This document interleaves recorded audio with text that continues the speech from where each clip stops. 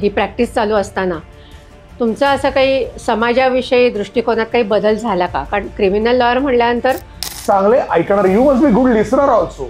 महत्वाचं आहे खरं. तुम्ही स्वतः हुशार शहाणे असं माणसांनी समजू नये किंवा काही गरीब माणसं असतात.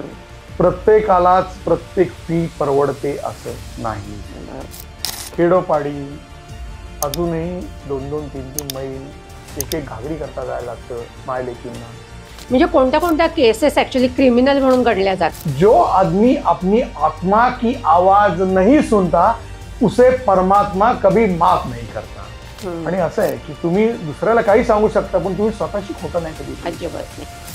कोर्टाची पायरी अगदी शेवटची स्टेज असेल तरच चढावी, अन्यथा चढू नये. रसिक मोहिनी. हॅलो, नमस्कार. रसिक तितुका मेळवावा अर्थात रसिक मोहिनीच्या या नवीन पॉडकास्टमध्ये मी भाग्यश्री देसाई आपल्या सगळ्यांचं मनापासून स्वागत करते. रसिक मोहिनी चॅनलवर आपण नवीन नवीन पॉडकास्ट आणतो, नवीन नवीन लोक, नवीन नवीन माहिती आपल्यापर्यंत येत असते. तुम्ही ती बघता, तुम्हाला ते आवडतं आणि तुम्ही त्याच्यावर कॉमेंट्सही करता. त्याच्याकरता मनापासून धन्यवाद. आता एक छोटीशी रिक्वेस्ट आहे, रसिक मोहिनी चॅनल सबस्क्राईब करा आणि बेल आयकॉन प्रेस करा, म्हणजे नवीन येणारे व्हिडिओचं नोटिफिकेशन तुमच्यापर्यंत येईल आणि तुम्हाला त्या व्हिडिओचा आनंदही घेता येईल. आणि आम्हालासुद्धा तुमच्यासारखे नवीन नवीन छान छान सबस्क्रायबर्स मिळाले की खूप आनंद होईल. तसंच आम्हाला इन्स्टा आणि फेसबुकला सुद्धा फॉलो करायला विसरू नका. चला तर मग आजच्या आता नवीन एपिसोडकडे, नवीन पॉडकास्टकडे वळूया. आजचं जे व्यक्तिमत्व आहे ते अत्यंत बहुआयामी व्यक्तिमत्व आहे असं म्हणलं तर वावगं ठरणार नाही. ते व्यवसायाने क्रिमिनल लॉयर आहेत. आता क्रिमिनल लॉयर म्हणल्यावर पहिलं धडके भरते आपल्याला, पण त्यांची दुसरी बाजू आहे ती अत्यंत रसिक बाजू आहे. त्याच्यामध्ये ते प्रकाशक आहेत, लेखक आहेत, साहित्यिक आहेत, महाराष्ट्र साहित्य परिषदेचे कार्यवाह आहेत आणि रंगत संगत प्रतिष्ठानसारखी अत्यंत प्रतिष्ठित संस्था ते गेली 33 वर्ष चालवत आहेत. त्या योगे अतिशय उत्तम कलाकार आणि खूप वेगळी माहिती असलेले काम केलेले लोक यांचा ते सत्कार करतात. तर अशा प्रतिभासंपन्न व्यक्तिमत्वाला आज आपण भेटणार आहोत. भेटूया ॲडव्होकेट प्रमोद आडकर सरांना. नमस्कार सर, तुम्ही रसिका मोहिनीच्या पॉडकास्टवर आज आवर्जून आलात, त्याकरता आमच्या टीमतर्फे तुमचं मनापासून स्वागत. मलाही फार आनंद झाला. मनपूर्वक धन्यवाद तुम्हाला. पहिले धन्यवाद. तुमची आता जी मी ओळख करून दिली आपल्या रसिकांना, त्याच्याच अनुषंगाने मला असं विचारावंसं वाटेल की तुम्ही व्यवसायाने वकील आहात, क्रिमिनल लॉयर. तर ही प्रेरणा मुळात तुम्हाला कशी मिळाली, कुठून मिळाली? सांगतो. मी वकिली क्षेत्रामध्ये पदार्पण करायच्या अगोदर मी बऱ्याच नोकऱ्या केलेला माणूस आहे. सुरुवातीचा काळ सांगतो. लहान होतो त्यावेळेला मी 10वी-12वी नंतर ग्रॅज्युएट केलं. पण ते करता करता मी नोकरी करून ग्रॅज्युएट केलं. मी युनिक सिस्टीम म्हणून एका कंपनीमध्ये 150 रुपयावर नोकरीला होतो. शेवटी असं असतं की earn and learn he concept महत्त्वाची आहे. ती त्यावेळेला आम्ही अंगीकृत केली. मी त्या कंपनीत आम्ही काम केलं. BCom झालो. ते करता करता BCom झाल्यानंतर मी मॅग्नाफिल्ड कंट्रोल्स, स्टँडर्ड कॅपॅसिटर्स आणि नंतर स्वस्तिक रबर इथं मी परचेस ऑफिसर म्हणून काम केलं. आणि काम करता करता शेवटी मग BCom केला, नंतर डिप्लोमा इन प्रिंटिंग टेक्नॉलॉजी केला आणि ते करत असताना LLB पण केलं. आता वकिलीची परंपरा, आता हे नोकऱ्या केल्या, LLB का करावं असं वाटलं? याचं कारण असं आहे की आमच्याकडं पिढीजात वकिली आहे. माझे आजोबा गंगाधर शिवराव आडकर हे पूर्वीच्या काळचे अत्यंत प्रसिद्ध वकील. म्हणजे जी जुनी मंडळी त्यांना माहिती असेल की असे पगडी घातलेले, दाराशी त्यांना बग्गी न्यायला यायची आणि एक्स्ट्रीमली बिझी लॉयर, की म्हणजे त्यांची अपॉइंटमेंट किंवा त्यांचा सल्ला घ्यायला रात्री 12-12, 1-1, 2-2 वाजता माणसं आलेली आहेत. असे ते पूर्वीचे वकील. त्याच्यानंतर माझे वडील वकील, त्यांनी सिव्हिलची प्रॅक्टिस केली. माझा मधला भाऊ वकील, तो दिल्लीला सुप्रीम कोर्टात गेली, अनेक वर्ष प्रॅक्टिस करतोय. माझ्या मोठ्या भावाचे सासरे वकील अँटी करप्शन मध्ये. ही सगळी बॅकग्राऊंड बघितल्यानंतर मला असं वाटलं की नोकरी आपण करतोच, इथं नोकरीमध्ये एक सोडून दुसरी मिळेल यात काही वाद नाही. पण म्हटलं काहीतरी प्रोफेशन आपण करावं, कारण पिढी जात हे आमचं प्रोफेशन सुरू आहे. Office was there. शेवटी घरीच ऑफिस होतं. जसं डॉक्टरकडे हॉस्पिटल तयार असतं म्हटल्यानंतर त्या डॉक्टरची इच्छा असते की आपला मुलगा डॉक्टर व्हावा, वॉर्म सीट असते. येस. तसं म्हणलं की आपण वकिली का करू नये. आणि थोडेफार ते गुण माझ्यात होते. फार स्वतःचं कौतुक मी काय करणार नाही, पण थोडेफार गुण होते. त्यामुळे मी LLB केलं आणि मी या कारणाने वकिली क्षेत्रामध्ये पदार्पण केलं. पिढीजात होतं.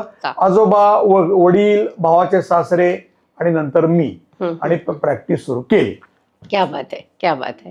पण क्रिमिनल लॉयर म्हणल्यावर मी म्हणलं तसं एक थोडंसं नॉर्मल लॉयर आणि क्रिमिनल लॉयर फरकही असतो. लोकांच्या बघण्याच्या दृष्टिकोनातूनही फरक असतो. काय माहितीये का की या लॉच्या अनेक फॅकल्टीज आहेत. हो, क्रिमिनल आहे, सिव्हिल आहे, अँटी करप्शन आहे, फॅमिली आहे, कंपनी आहे, नंतर बाकी म्हणाल तर रजिस्ट्रेशन वगैरे ते कारण डॉक्युमेंटचे तो वेगळा लॉ आहे. प्रत्येक लॉच्या फॅकल्टीज असतात. तुम्ही कुठली चूज करताय हे तुमच्यावर डिपेंड असतं. आता माझे वडील होते ते सिव्हिल प्रॅक्टिस करायचे. माझे मकरंद नाडकर जे दिल्लीला भाऊ आहेत, सुप्रीम कोर्टामध्ये सिव्हिल क्रिमिनल काय चालत नाही. त्यांना सगळं नॉलेज लागतं, सगळं नॉलेज सुप्रीम कोर्टात लागतं. त्यामुळे मला पहिल्यापासून थोडीशी क्रिमिनल आणि एक फॅमिलीची ओढ होती. त्यामुळे मी क्रिमिनल आणि फॅमिली लॉ मध्ये प्रॅक्टिस करायचं ठरवलं आणि त्यामध्ये गेली अनेक वर्ष प्रॅक्टिस करतो आहे पहिल्या दिवशीपासून. छान छान. आणि कसं आहे माहितीये का की प्रत्येक फॅकल्टीचं एक वेगळं स्पेशलायझेशन असतं. आता बेसिकली याकरता नॉलेज इज पॉवर. काल काय घडलं, काल काय नवीन केस लॉ आला, तो तुम्हाला माहिती असेल तर तुमची सरशी होते. ज्याला माहिती नसेल देर इज अ प्रॉब्लेम. शेवटी याच्यामध्ये कसं असतं, तुम्ही जास्तीत जास्त एवढं ज्ञान घ्याल, जेवढं वाचाल तर वाचाल आपण म्हणतो ना, हे तसं आहे. आणि लॉ बद्दल किंवा कुठल्याही गोष्टीबद्दल म्हणा किंवा नाटकाच्या स्क्रिप्ट घ्या, कशाबद्दलही घ्या, पण लॉ बद्दल मी डायरेक्ट उदाहरण देतो की शेवटपर्यंत एखादी केस असेल तर शेवटच्या क्षणापर्यंत वाचत राहिलं पाहिजे, असं माझं मत आहे. असं अनेक वकिलांचंही मत आहे. त्याचं कारण असं की आज वाचलं झालं बाबा, ठेवलं बाजूला, उद्या मॅटर आहे बघू, असं करून शक्यतो करू नये. अपग्रेडेशन व्हायला पाहिजे. नाही, अपग्रेडेशन तर राहायचंय, पण शेवटच्या क्षणापर्यंत त्या मॅटरमधनं तुम्हाला काहीतरी नवीन कळू शकतं. हे बघा, एखादं पुस्तक आपण वाचायला घेतलं, ते पुस्तक वाचलं, त्या पुस्तकातनं एकदा तुम्ही वाचलं, तुम्हाला ते पुस्तक कळलं असं होत नाही. तसं होत जाणारी माणसं फार दुर्मिळ असतात की त्यांना फार मग ते मोस्ट इंटेलिजंट. तेवढं तुम्ही जेवढं वाचाल तेवढं तुम्हाला ते ज्ञान जास्त आत्मसात होत जातं. तसंच एखाद्या केस बद्दल आहे की केसचं मेरिट काय आहे, केस काय आहे, किंवा आपण काय आर्ग्युमेंट करू शकतो, कुठले केस लॉ, हे एकदा दोनदा तीनदा. मला तर असं बघितलेलं आहे की शेवटच्या क्षणापर्यंत कोर्ट येईपर्यंत ते मी मॅटर वाचायला लागलो ना, शेवटच्या क्षणाला काहीतरी सुचतं की आपण हे बोलावं. त्यामुळं हेही या फील्डमध्ये महत्वाचं आहे. अपग्रेडेशन, नॉलेज, अपार मेहनत, कष्ट. असं आहे, कष्टाला पर्याय नाही. There is absolutely no shortcut. Absolutely no shortcut. ज्यांना शॉर्टकट वगैरे वाटतो तसं शॉर्टकट वगैरे काही नसतं. तुम्हाला कुठलंही क्षेत्र असो, खडतर प्रयत्न, मेहनत, प्रामाणिकपणा, वरिष्ठांच्या बद्दलची तुमचं जे ग्रॅटिट्यूड म्हणतात तो ग्रॅटिट्यूड हे ठेवायला लागतं. आणि दुसरं असं की तुम्ही चांगले ऐकणार, you must be good listener also. महत्वाचं आहे. तुम्ही स्वतः हुशार शहाणे असं माणसाने समजू नये. एखादा तुमचा ज्युनियर असेल किंवा एखादा कोणाकडनं काही नवीन गोष्ट समजली तर ती घ्यावी ना, घ्यावी ना. इथं तुमचा इगो आड येता कामा नये. ऍब्सोल्युटली इगो, ज्याला इगो आहे ना, की कसं आहे, इगो आला की तुम्ही संपला. इगो येऊन द्यायचा नाही, नम्र राहायचं, वाचत राहायचं, अपग्रेड होत जायचं. This is a path to success. Great great great. मग तुम्ही आता म्हणजे ही प्रॅक्टिस चालू असताना तुमचं असं काही समाजाविषयी दृष्टिकोनात काही बदल झाला का? कारण क्रिमिनल लॉयर म्हणल्यानंतर इतके वेगवेगळे अनुभव येत असतात. असं आहे बघा, या प्रॅक्टिस सुरू केल्यानंतर मला असं जाणवलं की अनेक लोकांचे प्रश्न आहेत. फॅमिली लॉ मध्ये तर अनेक लोकांचे प्रश्न आहेत. म्हणजे आताची तर परिस्थिती फारच वेगळी आहे. फॅमिली लॉ म्हणजे नवरा बायकोंची भांडणं की फॅमिली कोर्टात असतात. Why family courts are there? Family courts are there की विभक्त व्हावं याकरता नाहीये. कुठल्याही नवरा बायकोनी विभक्त व्हावं असं कोणाची इच्छा नसते. त्यांनी एकत्र संसार आनंदाने करावा, सुखा समाधानाने नांदावं, बारीक सारीक रुसवे फुगवे सोडून द्यावे याकरता असतं. त्यामुळं मी या क्षेत्रामध्ये पडल्यानंतर मला असं जाणवलं की स्त्री असो किंवा पुरुष असो किंवा काही गरीब माणसं असतात, प्रत्येकालाच प्रत्येक फी परवडते असं नाही. समाजाप्रती असं आहे, मी माझ्या संस्थांमार्फत जे काम करत होतो, करत राहणार आहे, त्याच्यामध्ये जर मी कोणाकरता काही करू शकलो नाही तर काही उपयोग नाही. मग ते सांस्कृतिक असो, सामाजिक असो किंवा लॉ फील्डमध्ये असो, समाजाप्रती माझा दृष्टिकोन असा झाला की गरजूंना मदत करणे किंवा त्यांना गोष्ट समजावून सांगणे. प्रत्येक गोष्ट प्रत्येकाला माहिती असते असं नाही, किंवा प्रत्येक स्त्री असो पुरुष असो किंवा काही हे प्रत्येक माणूस उठून वकिलाकडे जाऊ शकत नाही. किंवा एखाद्या किरकोळ दुखणं असेल, आजार असेल तर उठून डॉक्टरकडे जातो का आपण? तर नाही जाऊ शकत. तसंच काही गोष्टी, ज्या गोष्टी काही लोक अफोर्ड करू शकत नाहीत, किंवा माझा दृष्टिकोन समाजाप्रती मी असा केला की या लोकांना जास्तीत जास्त आपल्याकडनं काय मदत करता येईल, काय सहकार्य करता येईल, आपल्या ज्ञानाचा त्यांना काय फायदा देता येईल, हा माझा दृष्टिकोन मी लीगल फील्डमध्ये आल्यावर माझा थोडासा वाईड केला. हा समाजाप्रती थोडासा वाईड केला की आपल्याला काय समाजाकरता काय करता येईल, किंवा कोणाला काही बाबा चुकीचा कोणी सल्ला देत असेल तर आपण बाबा तो सल्ला बाबा हे करू नको असं सांगता येईल का? आपली ओळख असो नसो कोणी आला सांगायला, प्रत्येकच वेळेला कोर्टाची पायरी चढलं पाहिजे असं नाही. बरोबर. Maximum things are settled out of court. बरोबर. कोर्टाची पायरी अगदी शेवटची स्टेज असेल तरच चढावी, अन्यथा चढू नये. आणि कसं आहे, प्रेम हाच विश्वाचा आधार आहे. प्रेमाशिवाय माणसं एकत्र येऊ शकत नाहीत, आणि माणसं एकत्र आली तरच समाज एकत्र येतो. अगदी बरोबर. त्यामुळं गोष्टी प्रेमानेच सॉल्व्ह करा असा सल्ला देण्याचं काम मी माझं समाजाप्रती केलं. आणि दुसरं मी त्यांना सांगितलं की इगो सोडून द्या. इगो मैं के आते ही प्रेम जाता है, मैं के आते ही प्रेम जाता है, मैं के जाते ही प्रेम आता है. क्या बात आहे. That is very important. आणि दुसरी गोष्ट अशी, मी त्यांना हे सांगत गेलो, पूर्वीचं एक लहानशी म्हण आहे की जो बात दिल चाहे दिमाग चाहे लेकिन आत्मा न चाहे वो कभी मत करना. जो बात दिल चाहे दिमाग चाहे लेकिन आत्मा न चाहे वो कभी मत करना. जो आदमी अपनी आत्मा की आवाज नहीं सुनता उसे परमात्मा कभी माफ नहीं करता. You listen to your soul, what it says. कोणी म्हणलंय म्हणून तुम्ही लगेच कोर्टाची पायरी चढा, याच्याशी वाद घाला, हे करा उद्योग करू नका ना. आतून काय वाटतंय ते महत्त्वाचं. आतनं काय वाटतंय तुम्हाला, किंवा काही भांडण झालं असेल तर सॉरी म्हणा ना. हो ना. पुढे जा. सॉरी म्हणणंच कठीण असतं. फार कठीण झालंय, फार कठीण झालंय.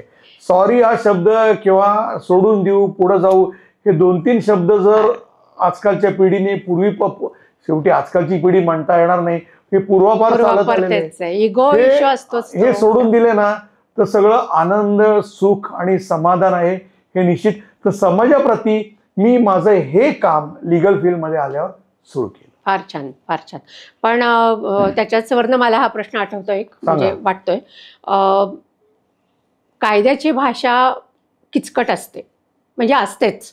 म्हणजे आता आम्हाला सुद्धा साधे लिगल डॉक्युमेंट जरी वाचायची वेळ आली, अरे बापरे असं होतं, ते कशाला वाचायचे, आहे ते सही करून टाका.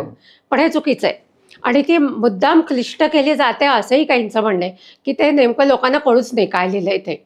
तर हे खरं आहे का? नाही, असं नसतं. डॉक्युमेंटेशन जे आहे ते आहे. मग ते डॉक्युमेंट भाषा वेगळी आहे. It is a legal document, it is a legal language, it is mandatory. ते काही क्लिष्ट केलं जातं असं काही नाही. इट इज लॉ, आणि ते लीगल भाषेत असतं, त्याप्रमाणे ते वाचल्याशिवाय तुम्ही पुढे जाऊ शकत नाही. वकील कशाला लागतो? याच करता लागतो. आता तुम्हाला काही जर आजार झाला तर डॉक्टर लागणार, बरोबर. जास्त दुर्धर आजार झाला तर मोठा डॉक्टर लागणार, आणि कॉम्प्लिकेशन झालं तर you have to go to hospital.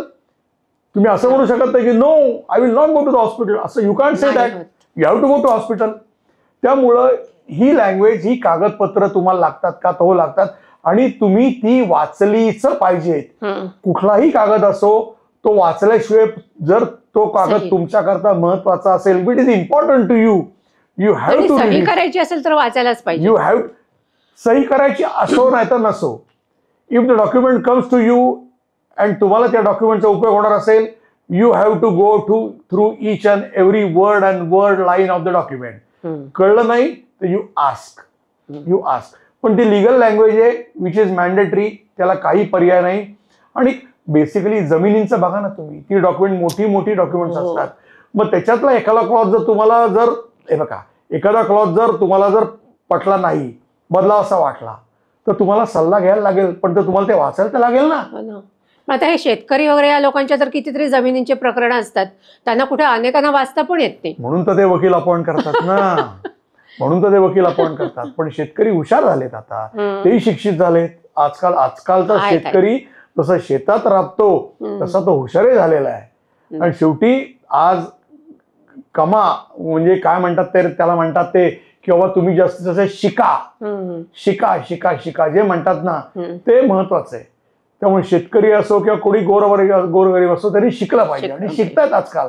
त्यामुळे ज्यांना माहिती नाही, शेवटी पूर्वीची लोक होती, ती निरीक्षर होती, त्याला आता काही इलाज नाहीये, म्हणून तर ते वकील नेमतात की तुम्ही वाचा, काही असेल तर आम्हाला त्यातले मुद्दे समजवून सांगा. मग काही त्यांना पटलं नाही तर ते मुद्दे, बाबा असं नको, असं पाहिजे, ते घालायला सांगतात.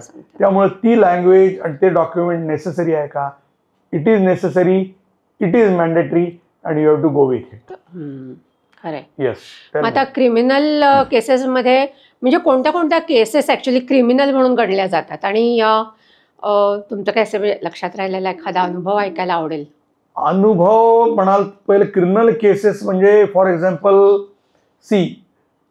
मर्डर येतं, हाफ मर्डर येतं, नंतर रेप वगैरे, फोर्जरी येते, चिटिंग येते, हे सगळं क्रिमिनल. चिटिंग पण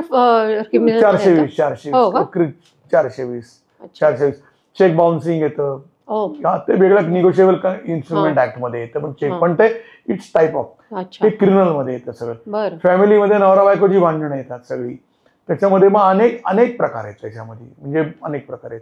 तर क्रिमिनल मध्ये हे सगळं येतं.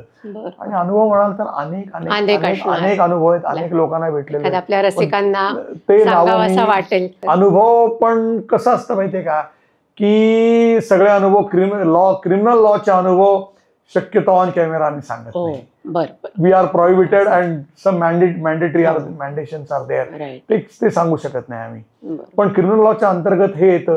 आणि कसं याच्यामध्ये तुम्हाला अलर्टनेस लागतो, आणि बेल असो, अँटिसिपेटरी बेल मॅटर असो, किंवा एखाद्या मॅटर चालवायचा असो, किंवा त्याच्यामध्ये तुम्हाला वेळ खर्ची घालायला लागतो, तुमची बुद्धी खर्ची घालायला लागते, त्याच्यामध्ये अंडर टेन्शन वगैरे वगैरे सगळं येतं. मग त्याच्यामध्ये दुपारी मॅटर असेल तर तुमचं जेवण बाजूला ठेवायला लागतं, सगळं वर खाली. शेवटी इट इज अ प्रोफेशन.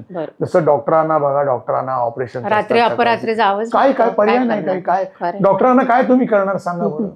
मी असे डॉक्टर्स बघितलेले आहेत, डॉक्टर सोरेन फॉर एक्झाम्पल, त्यांचं उदाहरण तुम्हाला द्यायला हरकत नाही. लाईव्ह लिव्हर ट्रान्सप्लांट जुनं होतं, आता लिव्हर म्हणा, किडनी म्हणा, ट्रान्सप्लांट बरंचसं सोपं झालंय. पूर्वी नव्हतं तसं. त्यावेळेला काय करायचे, 18 तास ऑपरेशन करतो डॉक्टर एखादा, आणि महिन्यामध्ये 20 ऑपरेशन करतो. ही गोष्ट सोपी नाही. They are another gods. ते देवच आहेत, डॉक्टर दुसरे देवच आहेत. आज म्हणा बघा, शिक्षक, डॉक्टर आणि वकील, हे 3 फॅकल्टीज आहेत, फार हे पूजनीय आहेत, कारण दे गिव्ह डायरेक्ट रिलीफ. त्यामुळे हे महत्वाचं आहे. क्रिमिनल मध्ये हे सगळं येतं. सो ही झाली तुमची व्यवसायाची बाजू. आता तुमचं साहित्याकडे आपण जरा जाऊया. रंगत संगत प्रतिष्ठान आता गेली 33 वर्ष चालू आहे. तुम्ही त्याचे सर्व आहातच, पण हे सुरू करण्याचं उद्दिष्ट काय होतं मुळात? आमच्याकडं मी वकील असलो, वडील वकील असले, आई शिक्षिका होती, आमच्याकडे वकिलीची बॅकग्राऊंड त्यांनी आपल्याला सांगितलेलं आहे. पण माझे वडील उत्तम कवी, आई उत्तम कवयित्री, वकील असून वकील असून कवी. वा. आई शिक्षिका असून उत्तम कवयित्री, लेखिका, हम्म. आकाशवाणी कलावंत. बर. आकाशवाणीवरही ती अनेक वेळेला काही कार्यक्रमांना गेलेली आहे. हम्म. आईला अनेक पुरस्कारही मिळालेले आहेत शिक्षिकाचे. त्यामुळे असं एक पिढीजात ते थोडंसं माझ्याकडं आलं असावं. आणि तो काळाचा होता, मी 33 वर्षापूर्वीचा काळ सांगतोय आपल्याला. आता अनेक संस्था झालेल्या आहेत, पण पूर्वी अशा अनेक संस्था नव्हत्या. हो. एक मॅजेस्टिक गप्पा आपण ऐकून माहिती असेल तर शनिवार पेठेमध्ये मॅजेस्टिक गप्पा होतं 3ऱ्या मजल्यावर. तिथं काही मुलाखती, गाण्यांचे कार्यक्रम, एकपात्री कार्यक्रम असे चालायचे. असे अनेक कलावंत पूर्वी होते की ज्यांना हक्काचे व्यासपीठ मिळायचं नाही. मग ते कवी असो किंवा कोणी असो. मी 1-2 कार्यक्रमांना मॅजेस्टिकला गेल्यानंतर मला असं जाणवलं की अरे, त्यावेळेला आम्ही वाड्यात राहायचो. शनिवार पेठ पोलीस चौकीच्या मागे आमचा जुना वाडा होता. 14 खोल्यांचा जुना वाडा, सगळ्या मातीच्या भिंती असलेला, दगडी बांधकाम सगळं छानपैकी. मग कसं आहे, काळाची गरज म्हणून आम्ही विचार केला की तिथं फ्लॅट सिस्टीम करावी चौघांची. तर मी 3 भाऊ, आई वडील. मग बिल्डर गाठून काय करता येईल काय नाही, तर आम्हाला तिथं खाली दुकानं काढून आम्हाला 4 फ्लॅट्स मिळणार आणि समोर एक छानपैकी 600-650 स्क्वेअर फीटची टेरेस मिळणार असं निश्चित झालं. डोक्यात एकदा रात्री विचार आला की अरे, आपण आपल्या आडकर टेरेसवर कार्यक्रम का नाही सुरू करायचे, असं डोक्यात विचार आला. कारण मॅजेस्टिक गप्पांमध्ये मी जायचो त्यावेळेला अनेक कलावंत असे होते की ज्यांना तिथं बरंच वेटिंग होतं. कारण शेवटी महिन्याला एकच कार्यक्रम, सारखं कोण कार्यक्रम करणार. ते शेवटी सगळं कामधंदा सोडून हे सगळं करू शकत नाही. कारण त्यांचाही मॅजेस्टिक म्हणजे पुस्तक विक्रीचा मोठा व्यवसाय. Majestic is very big concern, big firm. त्यामुळं म्हणलं आपण का नाही चालू करायची असा विचार केला. आणि मग आय वॉज वेटिंग. पण त्याच्या अगोदरचा एक प्रसंग सांगतो की माझ्या जुन्या घरात सूर्यकांत मांढरे येऊन गेलेले आहेत कलावंत. अरे वा. भाऊसाहेब पाटणकरांचा मुलगा. भाऊसाहेब पाटणकर मराठींचे पैरे शायर, त्यांच्याकडे पुढे येईनच मी. तर तो कार्यक्रम जुन्या घरामध्ये मी मॅजेस्टिक गप्पा बघून केला. वा. ही गोष्ट आहे 1989ची, 1989. अच्छा. भाऊसाहेब पाटणकरांच्या मुलाच्या शेरोशायरीचा कार्यक्रम माझ्या जुन्या घरामध्ये सूर्यकांत मांढरेंच्या उपस्थितीत श्रीनिवास काकडे, असावरी काकडे दाम्पत्य, असावरी काकडे मोठ्या कवयित्री, त्यांच्या उपस्थितीत झाला. तिथं ओपनिंग झालं आणि आय वॉज वेटिंग की आमचे फ्लॅट्स कधी तयार होत आहेत. 1992ला तयार झाले आणि 7 जून 1992 रोजी रंगत संगत प्रतिष्ठानची स्थापना आडकर टेरेसवर झाली. वा. समाजाने आपल्याकरता काय केलं हे महत्वाचं नाहीये. समाज करत असतो, आपण समाजाकरता काही करू शकतो का हे महत्वाचं. खरंय, अगदी. आपली बांधिलकी काही आहे का नाही, तर आहे.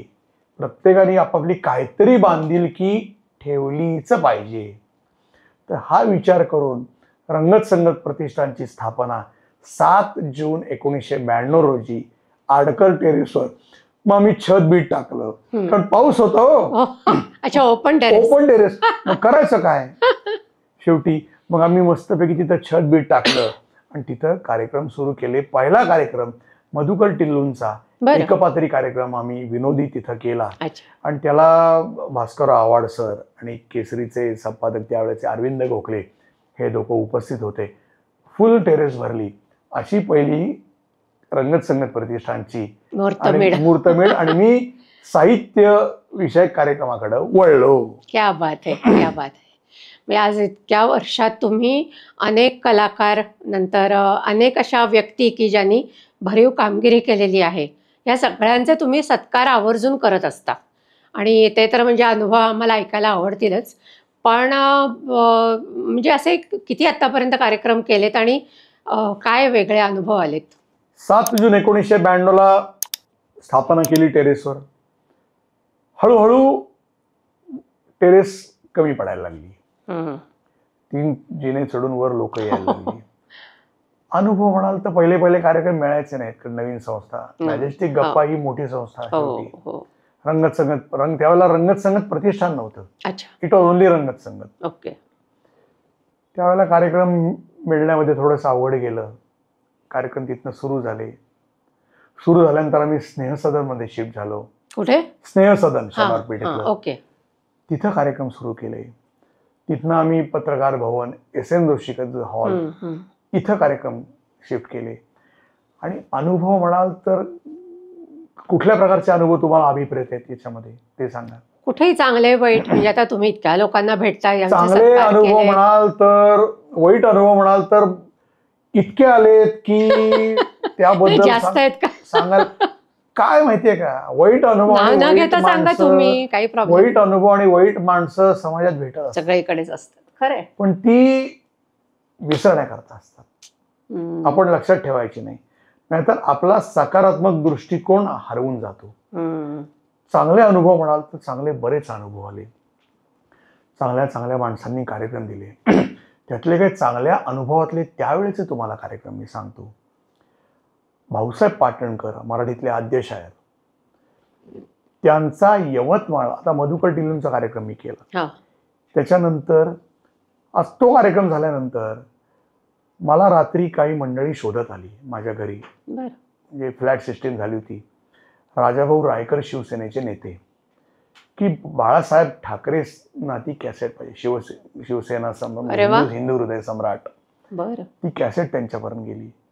आणि जिंदा दिल शेरो शायरीचा कार्यक्रम 1995 साली भाजप शिवसेनेच्या मंत्रिमंडळासमोर सादर केला गेला, रंगत संगत प्रतिष्ठान पुरस्कृत. वा. हा फार त्यावेळेस त्या काळाचा मोठा पहिला अनुभव. प्रश्नच नाही. त्याच्यानंतर मग ही आम्हाला म्हणलं की भाऊसाहेबांना भेटावं. त्याला माझी आणि राजा गोसावींची चांगली मैत्री झाली होती. राजाभाऊंना म्हणलं, राजाभाऊ भाऊसाहेब पाटणकरांचा आपण सत्कार केला पाहिजे. अरे चल प्रमोद म्हणे, यवतमाळला सत्कार करू. राजा गोसावी, ओके. मोहोळ आणि मी, मधुकर टिल्लू, राजा गोसावी, त्यावेळेचे नितीन केळकर आकाशवाणीचे होते पत्रकार, आम्ही यवतमाळला गेलो. भाऊसाहेब पाटणकरांच्या घरी थांबलो. अरे वा. आणि भाऊसाहेब पाटणकरांच्या रंगत संगतच्या वतीने भव्य दिव्य सत्कार यवतमाळ इथं त्यावेळेला आम्ही घडू. अख्खं यवतमाळ त्या सत्काराला आलो होतो. क्या बात आहे. तो अत्यंत मोठा त्यावेळेचा सुखद आनंददायी अनुभव. हे सगळे मी त्या काळातले तुम्हाला अनुभव सांगतो. आता पहिले त्या काळातले अनुभव. त्याच्यानंतर म्हणलं भाऊसाहेबांना, मग त्या काय करावं, भाऊसाहेबांना पुण्यात आणलं पाहिजे. भाऊसाहेबांना आम्ही पुण्यात आणलं लगेच 1-6 महिन्यामध्ये. रंगत संगत आणि DS कुलकर्णी फाउंडेशन त्यावेळेस. त्यावेळेला नुलकर सरांनी आम्हाला बरीच मदत केली होती. निवेदक नाही, अरुण नुलकर ते वेगळे, हे नुलकर सर DS कुलकर्णी फाउंडेशनला होते. आणि गरवारे कॉलेजच्या हॉलमध्ये आम्ही भाऊसाहेब पाटणकरांचा मोठा सत्कार त्यावेळेचे साहित्य संमेलन अध्यक्ष नासम इनामदार यांच्या हस्ते आम्ही घेतला. भव्य दिव्य कार्यक्रम झाला भाऊसाहेबांचा. वय वर्ष त्यावेळेस भाऊसाहेबांचं 87-88 होतं. एवढे सुखावले की त्यांनी त्यांच्या कार्यक्रमाचे पुस्तकाचे सगळे राईट्स मला स्टॅम्प पेपरवर लिहून दिले. वा वा वा पाटणकर, प्रमोद आडकरांच्या नावाचं स्टॅम्प पेपरवर ॲग्रीमेंट, वा वा पाटणकरांची सही, आणि त्याला साक्षीदार भाऊसाहेब पाटणकरांचा मुलगा आणि त्यांची बायको हे साक्षीदार. ग्रेट. हे मोठं काम त्यावेळेचा, अत्यंत मोठा चांगला सुखद अनुभव त्यावेळेचा. त्याच्यानंतरचा म्हणाल तर राजाभाऊ गोसावी एक दिवशी मला म्हणले, देवानंद पुण्यात आले होते. ताज ब्लू डायमंड मध्ये उतरले होते. अरे आपण देवानंदला भेटायला जायचं. देवानंद वॉज नोईंग राजा गोसावी. हो. आम्ही फोन केला ताज ब्लू डायमंडला. देवानंद त्यांच्याशी मीच बोललो, mister Raja Gosavi wants to meet you. Oh very nice, very nice, come along, come along. मग मी राजाभाऊंना घेऊन ताज ब्लू डायमंडला गेलो. 10 मिनिटात देवसाहेबांनी आम्हाला वर बोलवलं आणि त्यांच्याबरोबर आम्ही 5 ते 6 तास होतो. बापरे. देव आनंद साहेबांबरोबर 5 ते 6 तास त्यांचं ते चालणं, त्यांचं बोलणं, त्यांचं ते पेहराव, त्यांच्या आजूबाजूला माणसं, हे सगळं जवळून बघितलेलं मी आहे. अत्यंत म्हणजे त्यांचं ऑराच वेगळा होता. What will you have Pramod, what will you have, will you have tea, will you have coffee, what snacks, Raja what will have, please sit. त्यावेळेस जे हवं त्यांनी जे केले, म्हणजे really we were mesmerised. Mobile नव्हता लगेच. मोबाईल नव्हता, फोटोग्राफर होता ना, फोटोग्राफर होता. बरेच फोटोज आहेत माझ्याकडे, ऑफकोर्स. आपण दाखवूया आपल्या प्रेक्षकांना. मी सगळे फोटोग्राफ्स त्यावेळेचे ठेवलेले आहेत जुने.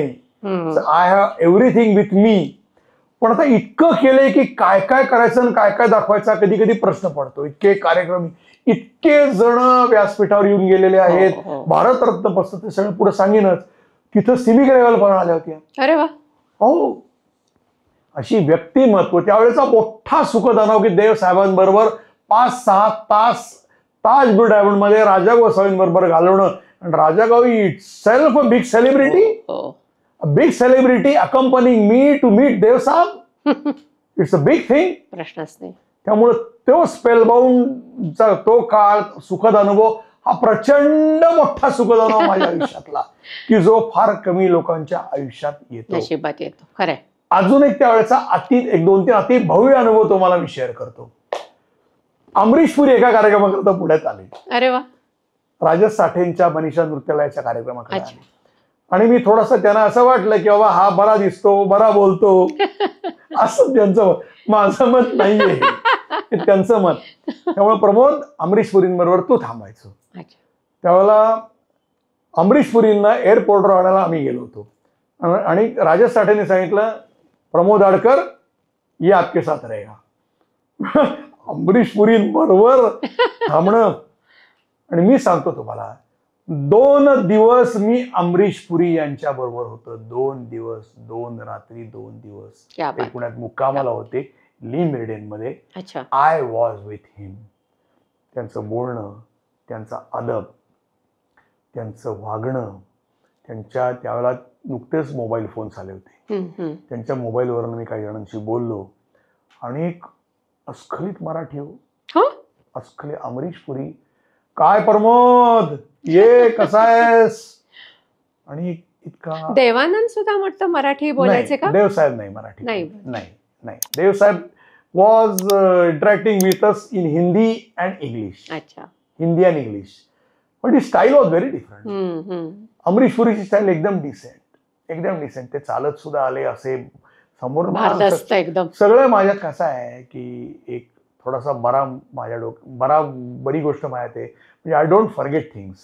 मग माझ्यासमोर मी आता बोलताना ते एअरपोर्टवर अमरीश पुरी कसे चालत आले ते दृश्य माझ्या डोळ्यासमोर आहे. मग मी त्यावेळेला काय घातलं होतं, काय फोटो काढले, सगळं it is in front of me. की I was wearing this T shirt, त्यांना मी घेऊन गेलो वगैरे वगैरे सगळं. तर त्यांच्याबरोबर घालवले 2 दिवस. त्यांना घेऊन लंचला आम्ही सगळे गेलो, डिनरला गेलो. हे 2 दिवस, किंवा तो जो त्यांनी एक ताकीम होतं म्हणून जॅपनीज व्यक्ती आली होती पुण्यामध्ये, मोठा ड्रम सेट होता त्यांचा, आणि मनीषा नृत्यालयांचा एकत्र कार्यक्रम होता. ते सगळं मॅनेजमेंट वगैरे आमच्याकडे होती, मी त्याच्यापैकी एक पार्ट होतो. तर तो त्यावेळेचा अत्यंत मोठा. अमरीश पुरींबरोबर 2 दिवस, देवसाहेबांबरोबर 1 दिवस, राजा गोसावींबरोबर अनेक क्षण, याच्यापेक्षा आणि काय म्हणावं. आणि एक अनुभव सुखद. ज्येष्ठ नाटककार वसंतराव कानेटकर, ज्येष्ठ म्हणजे अनेक त्यांनी नाटकं लिहिली, त्या नाटकांची नावं. त्यांचा पुण्यात 2-3 कार्यक्रमांना मी गेलो. इतका मोठा माणूस, इतकी मोठी व्यक्ती, पण एखाद्या माणसावर प्रेम जडलं की ते जडतं. त्याकरता तुम्ही चांगले लागता, तुमचं मन चांगलं लागतं, आणि तुम्ही जे बोलता ते अंतर्मनातनं बोलता हे त्यांना समजावं लागतं. आणि असं आहे की तुम्ही दुसऱ्याला काही सांगू शकता, पण तुम्ही स्वतःशी खोटं नाही कधी, अजिबात नाही. That is very important. त्यामुळं मी एकदा नाशिकला गेलेला असताना सहज त्यांना फोन केला, सर नाशिकला येतोय. ते म्हणले माझ्या घरी पहिलं यायचं. आणि वसंतराव कानेटकर माझी वाट बघत दरवाजात उभे होते. हे बघून कमाल, म्हणजे मला काय बोलावं कळेना. मग नाशिकला त्यांच्याकडे गेलो, घरी बसलो, गप्पा मारल्या, आणि सहज विषय निघाला की ते त्यांची 75 पूर्ण होती. बरं. मी त्यांना विनंती केली की वसंतराव, मी नवीन आहे, 3-4 वर्ष संस्थेला झाली होती, पण मला 75चा तुमचा पहिला सत्कार मला पहिला करायची इच्छा आहे. म्हणलं मी फार काय मोठं करीन असं नाही, पण माझ्या परीने करीन. मी कुठली स्पॉन्सरशिप वगैरे घेत नाही, सगळं मी नोकरी करतो, हे करतो, त्यातनं हे करतोय. पहिला सत्कार प्रमोद अडकर तुम्ही करणार. वा. त्याने मला शब्द दिला. आणि पुण्यामध्ये महात्मा फुले सभागृह कुमठेकर रोडचं इथं वसंतराव कानेटकरांचा 75वीचा भव्य दिव्य पहिला सत्कार हा रंगत संगत प्रतिष्ठानने डॉक्टर श्रीराम लागूंच्या हस्ते केला. विभा देशपांडे, मी, श्रीराम लागू आणि वसंतराव कानेटकर. क्या बात आहे. आणि वीणा देवानी नंतर त्यांची मुलाखत घेतली. फारच सुंदर, फार सुंदर. म्हणजे डॉक्टर लागू इतका मोठा माणूस. हो ना. डॉक्टर लागू त्यानंतर रात्री जेवायला माझ्या घरी आले होते शनिवार पेठेमध्ये आणि गप्पा मारत बसले. डॉक्टर लागू म्हणा, दामू केंकरे म्हणा, प्रभाकर पणशीकर म्हणा, अशी सगळी मोठी मंडळी आहेत ना. या सगळ्या मोठ्या मंडळींना त्या काळात जो भेटलो, त्यांच्याशी बोललो, त्यांच्याबरोबर जे काही क्षण घालवले ते इतके सुखद होते की त्याच्या समोर वाईट माणसं भेटली, वाईट अनुभवले, they are nothing. I don't remember at all. ही चांगली गोष्ट आहे का परी. मी माझे वाईट अनुभव भरपूर. असं आहे, अपमान अनेक सहन करायला लागले, अनेक अपमान सहन करायला लागले, सहन करायला लागतात, पण ते तुम्हाला पचवायला लागतात, मागे टाकायला लागतात. अगदी बरोबर. जर तुम्हाला पुढे जायचं असेल तर. खरं. आता आव्हानं म्हणाल तर त्यावेळेला नवीनच संसार होता, नवीन सगळं होतं. एक कार्यक्रम ऑर्गनाईज करायचा म्हणल्यानंतर पैसा, त्याचं काय करणार, जाहिराती द्या, हे करा, ते करा, ही सगळी आव्हानच होती ना. पण ही म्हणली तर आव्हानं म्हणली तर नाही, म्हणली आव्हानं तर म्हणली तर नाही. तुम्ही कसे घ्याल तसे. त्यामुळे ही आव्हानं मला तशी वाटलीच नाही. त्यामुळे फार आव्हानं झाली असं काही म्हणू शकणार, म्हणता येणार नाही. आणि करत गेलो, करतो आहे, करत राहणार आहे. Good good. रंगत संगत प्रतिष्ठानकडनं तुम्ही सत्कारे जसे करता तसे काव्य संमेलन आयोजित करता. आणि अनेक कवींना तुम्ही प्लॅटफॉर्म त्याच्याकरता दिलेला आहे, माझ्या सकट.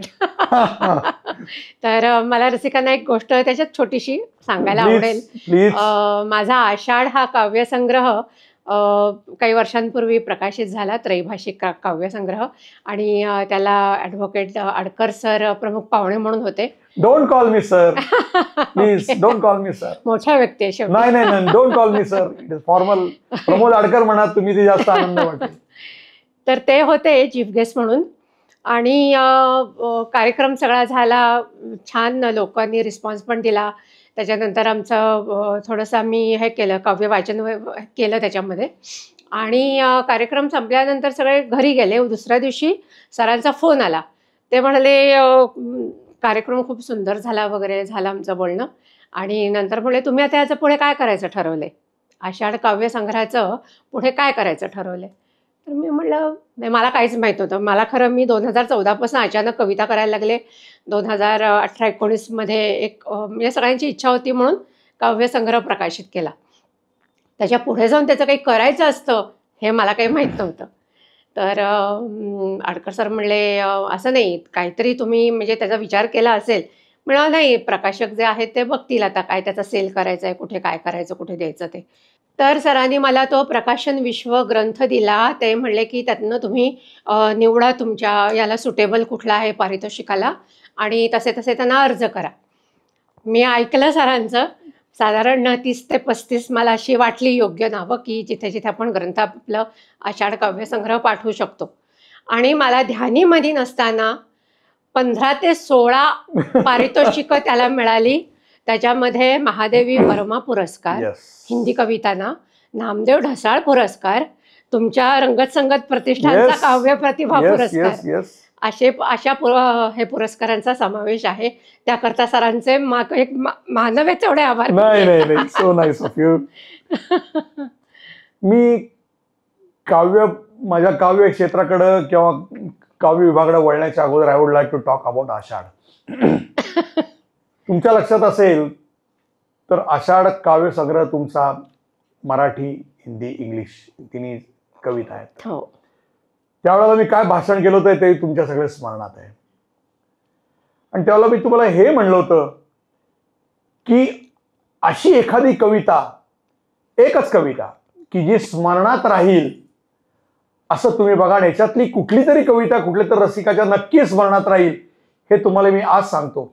आणि आज मी तुम्हाला सांगतो की तुमचं पाय पुसणं ही कविता माझ्या लक्षात आहे. बरोबर बोलतोय? तुम्ही उल्लेख करता नाही पाय त्याचा. पुसणं. कारण कसं आहे की त्याच्यावर कोणी कविता केली नाही, पण ते पाय पुसणं हे महत्वाचा घटक आहे घरातला. खरंय. की एखाद्या गोष्टीवर कविता करणं आणि ती स्मरणात राहणं, दॅट इज ऑल्सो इम्पॉर्टंट. त्यामुळे त्या संग्रहाला पुरस्कार मिळणार हे मी ज्यावेळेला भाष्य केलं होतं आणि त्याप्रमाणे ते झालं. कसं असतं माहितीये का, आपण लिथार्जिक राहतो किंवा काही इग्नोरंट असतात, काहींना नाही, माहिती मला नसतं. माहितीच नव्हतं ना असं. हा.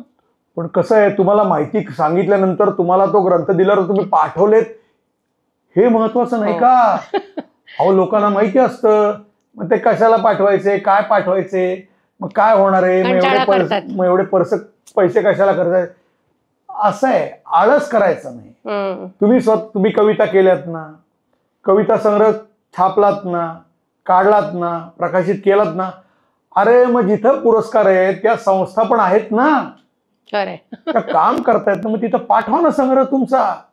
अगदी बरोबर. क्या हर्ज उसमें. ते पाठवत नाही तो. तुम्ही माझं ऐकलं, तुम्ही सगळीकडे पाठवलेत म्हणून पुरस्कार मिळाले. त्यामुळे मी फक्त सुचवण्याचं काम केलं, ते महत्वाचं आहे. That is okay. बट इम्प्लिमेंटेशनचं काम तुम्ही केल्यामुळे you are awarded, including my institution also. Yes. Because your poems are so good.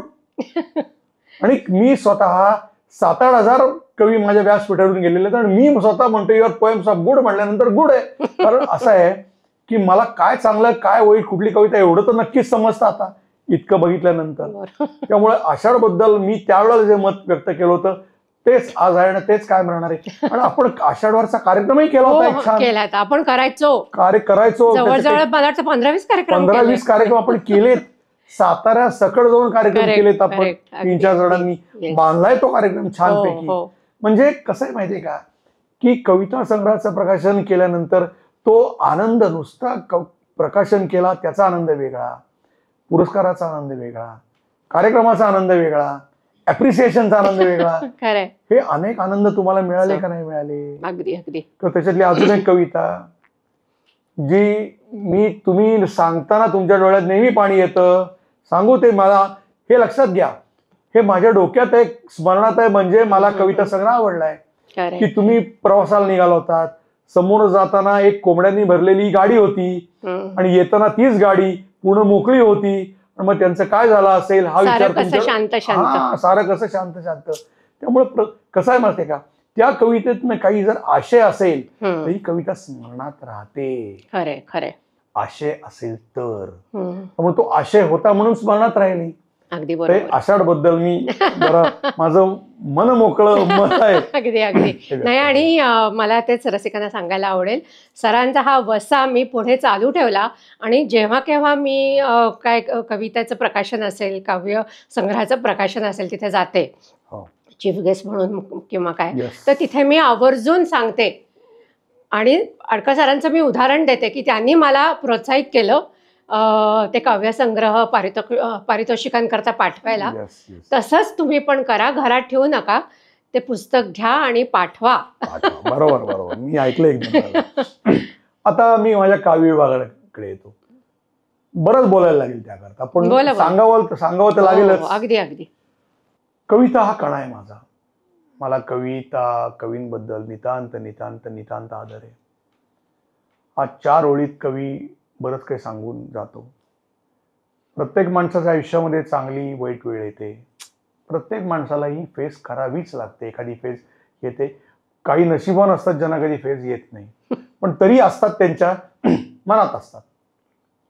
एक काळ असा आला माझ्या आयुष्यात, त्यावेळेला माझ्या हाताला कणा कविता लागली. कणा कविता ही तात्यासाहेब शिरवाडकरांची, कुसुमाग्रजांची. ती कणा कविता अशी आहे की एका विद्यार्थ्याने आपलं घरदार सगळं उभं केलेलं असतं, मोठा पूर येतो, ते घरदार वाहून जातं, पूर्ण नेस्तनाबूत होतं, आणि तो आपल्या सरांकडे येतोय आणि सरांना म्हणतो, कणा कविता, ओळखलत का सर मला, पावसात आलंय कोणी, कपडे होते कर्दमलेले, केसावरती पाणी, क्षणभर बसला नंतर हसला, बोलला वरती पाहून, गंगाबाई पाहुणी आली, गेली घरट्यात राहून, माहेर वाशिन पोरीसारखी 4 भिंतीत नाचली, माहेर वाशिन पोरीसारखी 4 भिंतीत नाचली, होतं नव्हतं सारं गेलं, बायको फक्त वाचली. भिंत खचली, चूल विजली, सारं सारं गेलं, प्रसाद म्हणून पापण्यात थोडं पाणी फक्त ठेवलं. कारभारणीला घेऊन संगे सर आता लढतो आहे, कारभारणीला घेऊन संगे सर आता लढतो आहे, चिखल घाळ काढतो आहे, पडकी भिंत बांधतो आहे. खिशाकडे हात जाताच, खिशाकडे हात जाताच हसत हसत उठला, खिशाकडे हात जाताच हसत हसत उठला. पैसे नको सर, जरा एकटेपणा वाटला. मोडून पडला संसार, मोडून पडला संसार तरी मोडला नाही कणा, मोडून पडला संसार तरी मोडला नाही कणा. तुम्ही पाठीवर हात ठेवून फक्त लढ म्हणा, फक्त लढ म्हणा, फक्त लढ म्हणा. क्या बात ही कणा कविता, क्या बात है. या कणा कवितेने मला उभारी दिली. एका रात्रीत मी कणा कविता ही 200 वेळा ऐकली आणि पुढं मार्गस्थ झालं आयुष्याकडं आणि ठरवलं आपण रंगत संगत प्रतिष्ठानचं स्वतंत्र काव्य विभागाची स्थापना करायची. बरं. अरे वा. अच्छा. ती स्थापना कविवर्य सुधीर मोगे यांच्या शुभ हस्ते झाली. वा वा, क्या बात आहे. आणि त्याच्या ती स्थापना होऊन जवळजवळ आज 25 वर्ष झालेली आहेत. 25 वर्षात दर महिन्याला एक असा काव्यविषयक उपक्रम सातत्याने मी आतापर्यंत घेत आलेलो आहे. आता आमची कवी संमेलन असतात ना, निमंत्रितांचं कवी संमेलन किंवा नुसतं कवी संमेलन, हे असं नसतं. प्रत्येक संमेलनाचे विषय वेगळे असतात. मी आता एक एक विषय तुम्हाला सांगतो की त्या विषयावरची कवी संमेलन घेतल्यानंतर तशी मला माणसं भेटत गेली. आता मी उदाहरण द्यायचं म्हणलं तर मी विषय घ्यायचो आणि त्या विषयात काम करणाऱ्या व्यक्तीचा सन्मान करायचो. हा वेगळेपण आहे. वेगळं नसेल तर तुम्ही टिकाव धरू शकत नाही. वेगळेपण हे पाहिजे. तुम्हाला जर वेगळं म्हणून राहायचं असेल, वेगळं म्हणून जगायचं असेल तर you have to do something extraordinary. This is life. If you don't do, okay, बरोबर. मला काहीतरी वेगळं करायचं होतं. पाणी, झाड, आई, बाबा, छंद, मैत्री, प्रेम, नवतरंग, लावण्य असे माझ्या कवी संमेलनाचे विषय. आता मी तुम्हाला उदाहरण देऊन तुम्हाला सांगतो. मी पहिला एक माझ्या हृदयाजवळचा विषय घेतो की जो सगळ्यांच्या हृदयाजवळ आहे, तो म्हणजे आई. आता आई म्हणलं की मवांची कविता आठवते. आई उन्हाची सावली, आई सुखाचं नगर, निळ्या आकाशा एवढा तिचा मायेचा पदर. आई नावाची वाटते विठ्ठलाला नवलाई, पंढरीचा पांडुरंग म्हणे स्वतःला विठाई. आईची महती मवा चव्हाण सांगतात.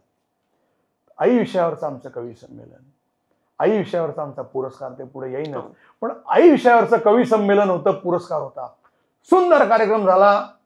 त्या कवितांनी अनेकांचे माझ्यासकट डोळे पाणावले. शेवटी आई म्हणल्यानंतर शेवटी आठवण येते. प्रत्येकाला प्रत्येकाच्या आईची आठवण येते. ज्यांच्या त्या संमेलनात आया नव्हत्या त्या तर हमसून रडत होत्या बायका.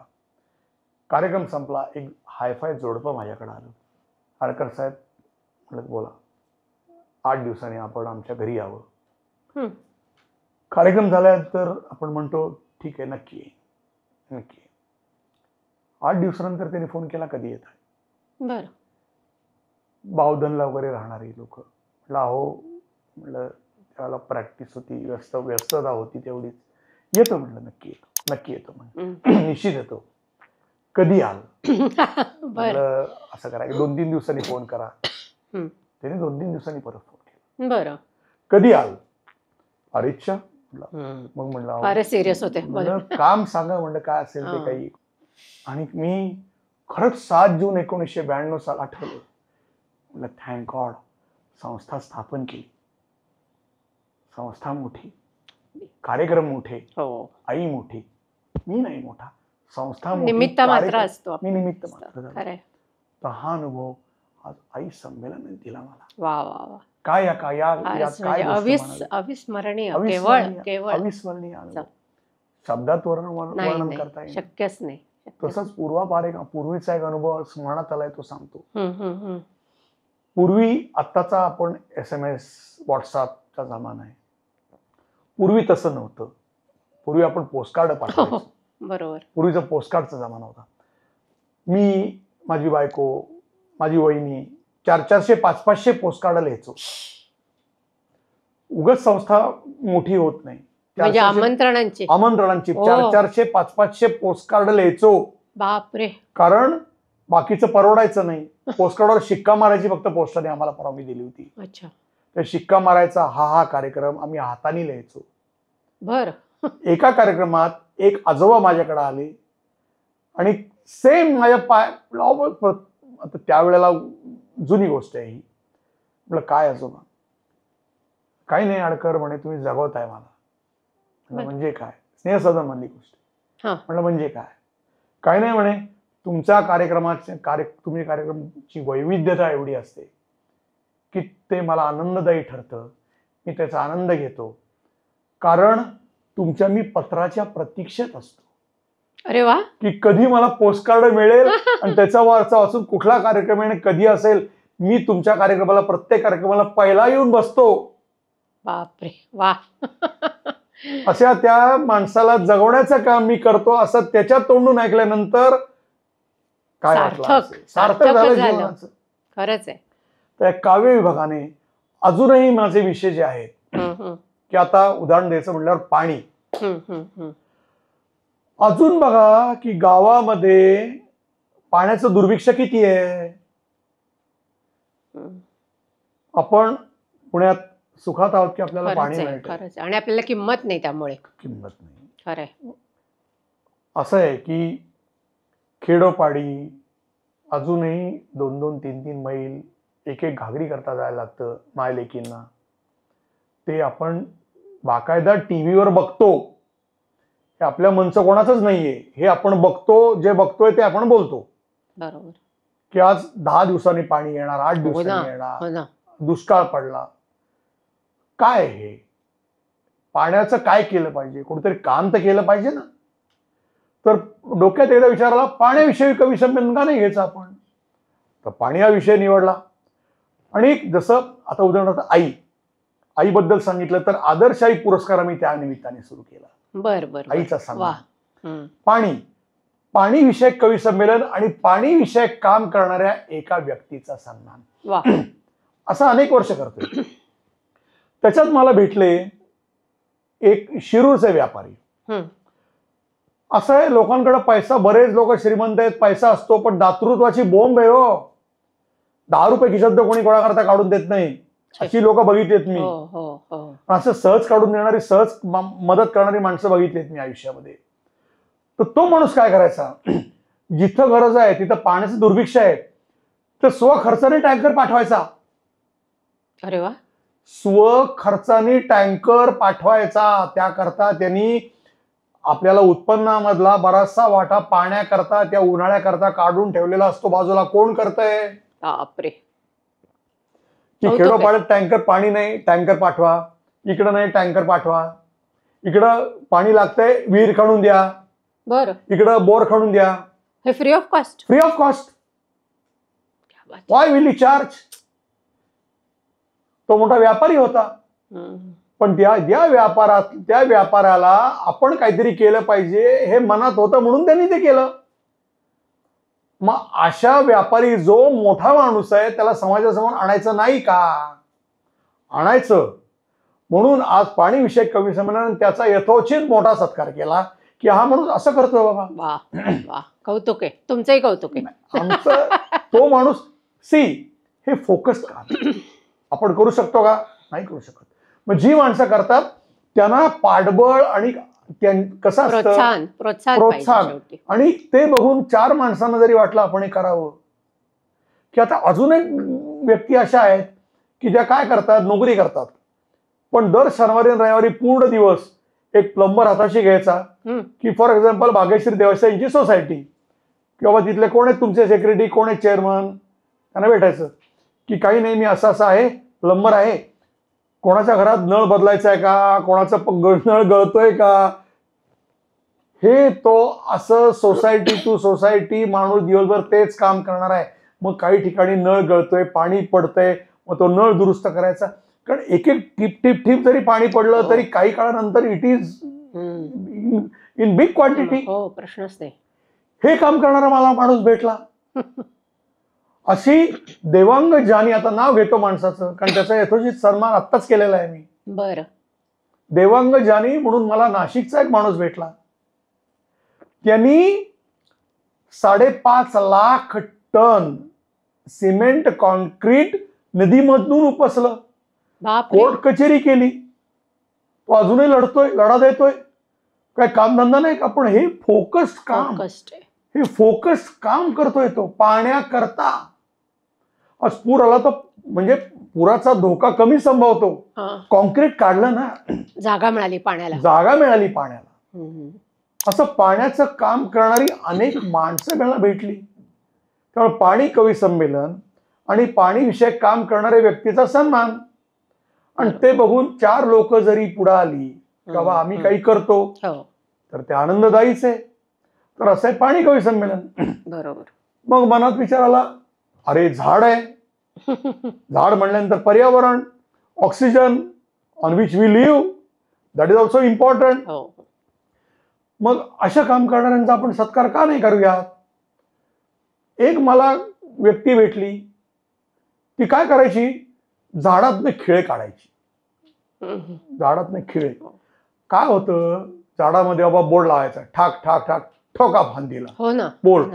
अरे ते झाडात जीव आहे, जीव आहे आणि ते खराब होतात. ते झाड तुम्हाला पानं फळं देतं, त्या झाडात जीव नाही का, मग तुम्ही त्याला खिळे ठोकणार. बॅनर लावायला, लाइटिंग लावायला, काही काय म्हणायचं त्याला. तर तो असे झाडातले खिळे काढण्याचं काम त्यांनी 5.5 लाख खिळे काढले. बापरे बापरे. त्याच्या घरी जाऊन पोती बघितली मी. पर्यावरणाचं काम, झाडाचं काम तो करतो, त्याचा सन्मान केला. अजून एक रघुनाथ ढोले म्हणून व्यक्ती मला भेटली. त्यांनी त्यांच्या कारकिर्दीत 29 लाख रोपं लावली होतो. बापरे. 29 लाख हा आकडा कशात म्हणतात, त्यांचा बायोडाटा वाचला मी आणि सगळ्या उदाहरणासकट दिलेले. नर्सऱ्या, अनेक नर्सऱ्या त्यांनी उभ्या करून दिल्या. नाव फार कमी लोकांनी ऐकलं असेल, रघुनाथ ढोले. मी आज ऑन कॅमेरा नाव घेतोय कारण त्यांचा सन्मान मी केलेला आहे. बरोबर. मोठा माणूस, डाऊन टू अर्थ. हो, एकदम सिंपल आहे. सिंपल आहे. मी भेटलाय डाऊन टू अर्थ माणूस. अगदी. त्यांनी मला सांगितलं की बघा अडकर, बाहेरचं तापमान जर 42 असेल तर माझ्या नर्सरीतलं तापमान 35 असतं. बरं. एवढा डिफरन्स, कारण ग्रीनरी बघा तुम्ही, पर्यावरण, झाड. झाड तुम्हाला फळं देतं, फुलं देतं, सावली देतं, आणि आपण झाड तोडतो. हो ना. व्हॉट इज दिस. खरं. आपणच पर्यावरण, तर ही पर्यावरणाला वाचवणारी माणसं ही मोठीच आहेत ना. आम्ही त्यांना समाजातून शोधतो की बाबा त्यांची मुलाखत घेऊन त्यांना समाजासमोर आणून 4 लोकांना जरी कळलं की बाबा आपण नको झाडाला तोडायला, खिळे नको मारायला, आपण झाडं लावूयात, एवढं जरी त्यांना कळलं तरी आनंदाची गोष्ट आहे ना. अगदी बरोबर. असं झाड विषयक कवी संमेलन आम्ही घेत गेलो. मैत्रीची कन्सेप्ट, आज मित्र असावा का, तर मित्र असावाच. शेवटी तुम्ही प्रत्येक गोष्ट तुमच्या वाईफशी किंवा हजबंडशी शेअर करू शकत नाही. कधी कधी काय मनातलं बोलायला काही चांगले मित्र, चांगल्या मैत्रिणी लागतात. तर मैत्रीविषयक कवी संमेलन घेणारे आम्ही पहिले पुण्यातले. त्यामुळं असं त्यावेळेला आम्ही अशी मैत्रीविषयक जाण असणारी किंवा अनेक ग्रुप्स आणि मित्रमंडळी असणारी पण कवी असणाऱ्यांचा आम्ही सन्मान केला. प्रेम तर काय प्रश्नच नाही. प्रेम हाच विश्वास युनिव्हर्सल आहे. प्रेम विषयक कवी संमेलन घेतलं. प्रेम कवी पुरस्कार सुरू केला की प्रेमाविषयी तर लिहिलंच पाहिजे. हो, प्रेम हे बघा, प्रेम म्हणजे काय फक्त मैत्री मित्र, मैत्री नवरा बायकोतला असतं का? नाही. हो, आई मुलातला असतं, मुलगी बापातला असतं, भाऊ बहिणीतला असतं, मित्र मैत्रिणीतला असतं. प्रेम आहे तर सगळं आहे, प्रेम नाही तर काही नाही. प्रेम म्हणजे तेवढंच असं समजणारी लोक आहेत. दुर्दैव आहे. प्रेम म्हणजे वाटणारा, काय म्हणा की वाटणारी काळजी. आय बाबा, I care for you, how are you, I care for you, एवढं म्हणलं तर दॅट इज इनफ. नो, समोरच्या माणसाला आनंद होतो ना, आनंद होतो. तेवढं ऐकलं तरी. तो प्रेम कवी संमेलन, तर प्रेम कवी संमेलन आम्ही संदीप खरेना पण दिलाय. वा. एक एक्झाम्पल दिलं तुम्हाला. प्रेम कवी संमेलन झालं, मैत्री झालं, झाड झालं, पाणी झालं, लावण्य हे युनिक कवी संमेलन. लावण्य म्हणजे लावण्यांचं कवी संमेलन. वा. त्याचा एक खणखणीत किस्सा तुम्हाला सांगतो, सांगा. घडलेला किस्सा. स्थळ महाराष्ट्र साहित्य परिषद, महाराष्ट्र साहित्य परिषद व्यासपीठ, आयोजक प्रमोद आडकर, लावण्य कवी संमेलन, उपस्थित सगळे लावणी म्हणणारे कवी. प्रमुख पाहुण्या ज्येष्ठ नृत्यांगना अभिनेत्री मधु कांबीकर. वा. आणि समोर त्यावेळेला ऐकायला बसणारे म्हणजे त्याच्यामध्ये आमचे कडक शिस्तीचे मास्तर, जे अत्यंत आम्हाला गुरुस्थानी डॉक्टर गणनाथ जोगळेकर सर, राजाभाऊ फडणीस, रत्नाकर कुलकर्णी, हे सगळे समोर बसले. छान कवी संमेलन सुरू झालं. आणि एका कवीनी गाणं गायला सुरुवात केली, लावणी, आणि एका कवीनी तोंडानी ढोलकी वाजवायला सुरुवात केली. तोंडानी ढोलकी आहेत ना असे. मधुबाई मला म्हणल्या, मला आडकर नाचायचंय. अहो, साहित्य परिषद समोर मी कार्यवाह परिषद, दुसरा रंगत सांगत नाही, मी कार्यवाह समोर कार्याध्यक्ष, ट्रस्टी, प्रमुख कार्यवाह बसलेले. म्हणलं अहो, मला राजीनामा द्यायला लागेल आज. ही कला आहे हो, आणि खरं लावणी कला आहे. बरोबर आहे, कला आहे, नृत्य कला आहे, एक छान कला आहे, ही सुंदर कला आहे. पण तरी म्हणलं मी जोगळेकरांना, सर म्हणलं असं असं म्हणतायत, काय करू. जोगळेकर सर अतिशय अभ्यासू माणूस, त्यांना सर्वांगीण अभ्यास. वा म्हणे, चालेल, एक कला आहे, ती कला आहे. क्या बात आहे. आज एवढ्या मोठ्या नृत्यांगना अभिनेत्री आहेत, त्यांना कला सादर करायची असेल तर का नाही, चालू द्या. अरे वा. आणि मी त्यांना म्हणलं हो करा. आणि अहो, त्या लावणीच्या ताल्यावर मधु कांबीकर ज्या काही परिषदेत 20 मिनिटं नाचल्या, माय माय माय, काय सांगावं. वा. रंगत संगत प्रतिष्ठान असेल किंवा तुमचे बाकीचे जे फाउंडेशन्स आहेत, तर तुमचं म्हणजे मी स्वतः त्या कार्यक्रमांना आलेली आहे, त्यामुळे मला माहिती आहे. अतिशय नियोजनबद्ध, सुनियोजित, अप्रतिम, कुठेही गोंधळ नाही, गडबड नाही. म्हणजे एकाही कार्यक्रमात मी असा गोंधळ किंवा गडबड पाहिलेली नाहीये. तर प्रत्येक कार्यक्रमाला हे कसं जमतं तुम्हाला, ते सुनियोजन, काटेकोरपणा? सांगतो. Everything is art. Organisation of programme is also art. बरोबर. याकरता तुम्हाला त्याचं पहिली गोष्ट म्हणजे नॉलेज लागतं, माहिती लागते. करण्याची इच्छा आहे त्याच्या अगोदर येतं.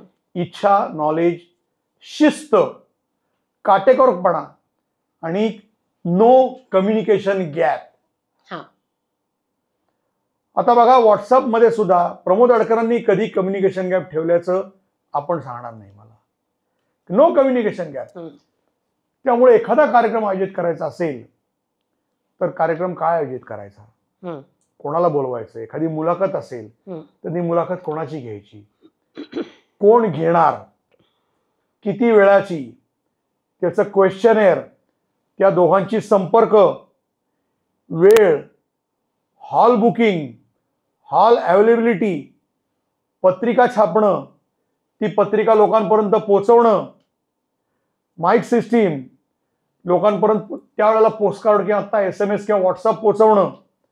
त्याच्यानंतर आज जे प्रमुख पाहुणे असतील त्यांच्याशी कम्युनिकेशन, किंवा तुम्ही कसे जाता येताय, त्यांच्या जाण्या येण्याची सोय, त्याच्यानंतर व्यवस्थितपणाने त्यांना सन्मान देणं, या सगळ्या गोष्टी. सर्वात महत्वाचं टाइम मॅनेजमेंट. अगदी. तुमचा कार्यक्रम जर 11ला असेल तर तुम्ही maximum plus minus you can take 5-7 minutes, त्याच्यावर नाही जातच नाही तुमचा कार्यक्रम, कधीच जात नाही. मी भयंकर शिस्तप्रिय माणूस आहे, शिस्तप्रिय माणूस आहे. कारण कसं आहे माहितीये काय, एखादी संस्था चालवायची असेल ना, तुमच्याकडे जर शिस्त, मॅनेजमेंट नसेल तर तुम्ही संस्था चालवू शकत नाही. बरोबर आहे. संस्था पुण्यात अनेक सुरू होतात, आज सुरू झाल्या, उद्या बंद झाल्या. पण आज 33 वर्ष रंगत संगत प्रतिष्ठान सुरू आहे. आडकर फाउंडेशन सुरू आहे, काव्य विभाग सुरू आहे. का सुरू आहे? तर या कारणाने कार्यक्रमाची शिस्त तुम्ही पाळली नाहीत ना, 11 असेल तर 11ला सुरू करा, 5-10 मिनिटं पुढे मागे, वेळेत संपवा. कारण ते सभागृह आहे, ते तुम्हाला वेळेत ताब्यात द्यायला लागतं. ती सगळी पाहुण्यांना कल्पना द्या. हे सगळं पाहुण्यांना, किंवा उद्या कार्यक्रम असेल तर आज फोन करा पाहुण्यांना. कम्युनिकेशन गॅप ठेवू नका. लोक एकदा सांगितलं की पुढे येतील ते बघतील नाही. तुम्ही कार्यक्रम ठेवलाय, त्या पाहुण्यांना तुम्ही आज निमंत्रित केलंय म्हणल्यानंतर आज ते सगळं जबाबदारी सांभाळायला नको का? अगदी हे महत्वाचे इश्यूज येतो. आणि हे काय त्याला लागतं? काही लागत नाही. तुमचा आंतरिक प्रामाणिकपणा लागतो. तुमची कार्यक्रम करायची इच्छा लागते, अर्ज लागते, डेडिकेशन लागतं. आणि बेसिकली या सगळ्याच्या अगोदर तुमची आवड लागते. ते महत्वाचं. आवड महत्वाची असते. आवड असेल तर तुम्ही करू शकता. ओढून ताणून कुठली गोष्ट तुम्ही करायची असेल तर ती करू नका. एखादा कार्यक्रम आयोजित करण्यामागे जर तुम्हाला आनंद वाटत असेल तरच करा, अन्यथा करू नका. तर ही शिस्त मी पाळत आलेलो आहे. आणि या सगळ्यांची काव्य विभागाची, या सगळ्यांची साथ, किंवा बाकीच्या कार्यक्रमात माझी पत्नी साथ देते. अजूनही मला काम करावं लागतं. अजूनही स्वतः संयोजकाला इतके कार्यक्रम 1567 कार्यक्रम करून सुद्धा आज प्रत्येक कार्यक्रमाला बारीक लक्ष दिल्याशिवाय तो कार्यक्रम यशस्वी होत नाही. म्हणूनच यशस्वी होतो. तुमचं स्वतःचं लक्ष असतं ना, आहे ते महत्वाचं आहे. ज्या संस्था लक्ष देतात, हे बघा, यश हे तुम्हाला निश्चित मिळतं. प्रामाणिकपणा असेल ना तर तुमच्या पदरी यश येतं. त्याकरता तुमची भावना जी आहे ही सच्ची पाहिजे, बरोबर, प्रामाणिकपणा पाहिजे, आनंद पाहिजे, आज प्रेम पाहिजे, आणि दुसऱ्या प्रती ग्रॅटिट्यूड पाहिजे. काय बिघडलंय मग? नाही, असं करून चालत नाही. हे महत्वाचं. अगदी. असं सगळं व्याप आहे बघ. तर आता आपण इथेच थांबतोय, पण लवकरच पुढच्या शनिवारी आडकर सरांबरोबर अशाच आपल्या गप्पा चालू राहणार आहेत. तोपर्यंत मस्त रहा, मजेत रहा, आनंदात रहा. धन्यवाद.